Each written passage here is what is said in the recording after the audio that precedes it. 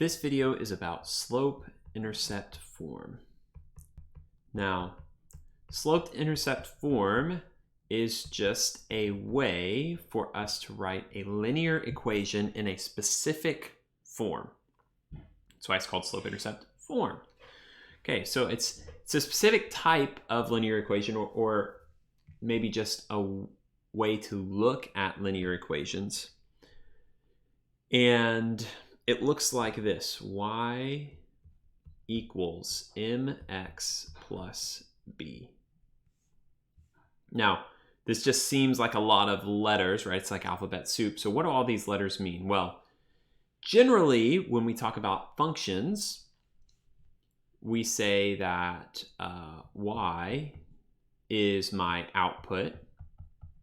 Remember, we talked about functions being each input has a unique output, and x is my input.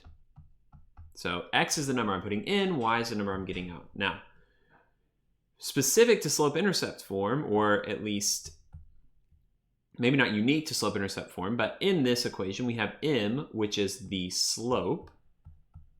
I don't know why we use m for slope. I think it's a German thing or something like that. But m is slope, and then b is the y-intercept. Not the interpt, the intercept. Okay. And remember, the y-intercept is just, the y-intercept is where, it's where the line crosses the y-axis, or when x is 0, right? That's where the y-intercept is at. Okay, so this is slope-intercept form right here. If we were to put some numbers in here, generally you might see something that looks like this: y equals 2x minus 1, right? And there, my y-intercept would be -1, and my slope would be 2. So that's slope-intercept form. Now,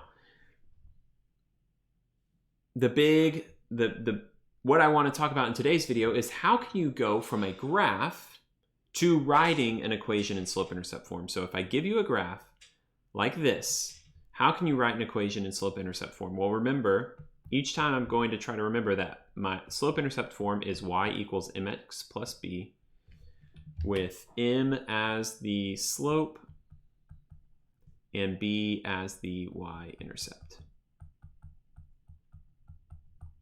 And I would say, for me personally, the y-intercept is the easiest thing to find.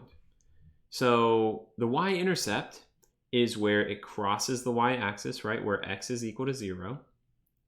So the y-intercept for this is 1, 2, 3. So then I know my equation is y equals mx plus 3, because my y-intercept was at the point 0, 3. Okay, and now let's find the slope. So remember, the slope is rise over run. There's a few ways that you could find the slope. This point is at 1, 2, 3, 4. Is that 5? 1, 2, 3, 4, 5. -1. You could use the slope formula, which is y2.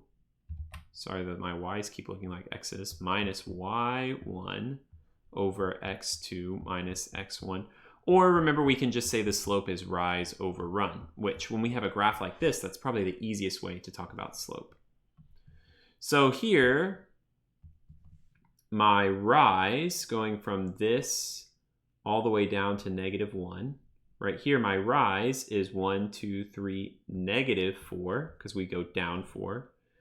And my run, going from 0 all the way to 5, is plus 5, right?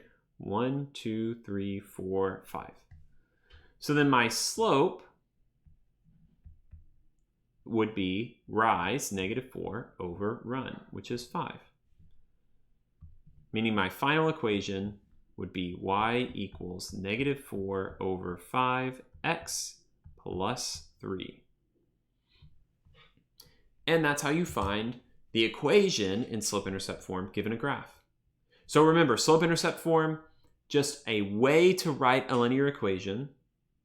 Slope-intercept form is y equals mx plus b.